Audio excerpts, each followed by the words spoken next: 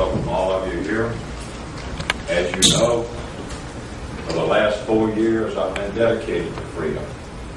We've been in a terrible civil war with the southern states, at war with the northern states. The last 4 years we've lost well over 600,000 young American lives.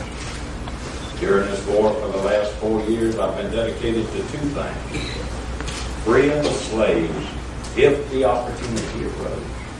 But first and foremost, I've been dedicated to reuniting this country back into one great nation. So in the future, it will be one nation under God, indivisible, never to be divided this way again. During the last 4 years, I wrote the Emancipation Proclamation, but I had a problem with it. Very briefly, it was a constitutional problem.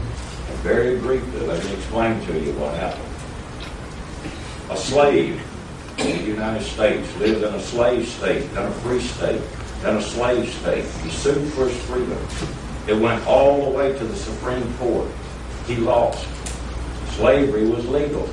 Slavery was constitutional. When I was sworn in as president, I put my hand on the Bible, I raised my right hand, and I swore to uphold the Constitution. How could I emancipate the slaves?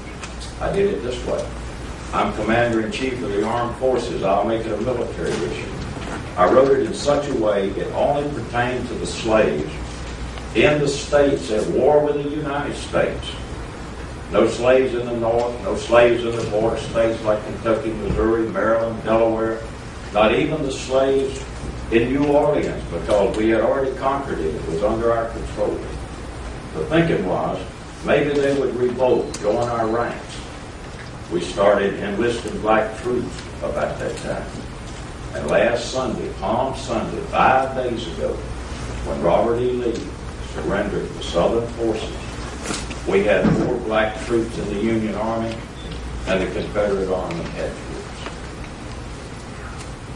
After I wrote the Emancipation Proclamation, I dedicated myself to correcting this constitutional problem. I was determined to get the 13th Amendment to the Constitution, abolishing slavery, passed by Congress. We had 2 states join the Union during this terrible war: Nevada, West Virginia. I lobbied all the new representatives and all 4 of the U.S. senators coming into the Union to make sure they supported me in getting the 13th Amendment to the Constitution, abolishing slavery, passed by Congress. I've been successful. I expect it to be ratified by the state soon. And since Robert E. Lee surrendered 5 days ago, I'm happy to say I'm going to be successful. This country is going to be reunited. This country will be one nation. The day will come when this will be one nation under God, indivisible, never to be divided this way again. And since the slaves are being freed with liberty and justice for all. Thank you.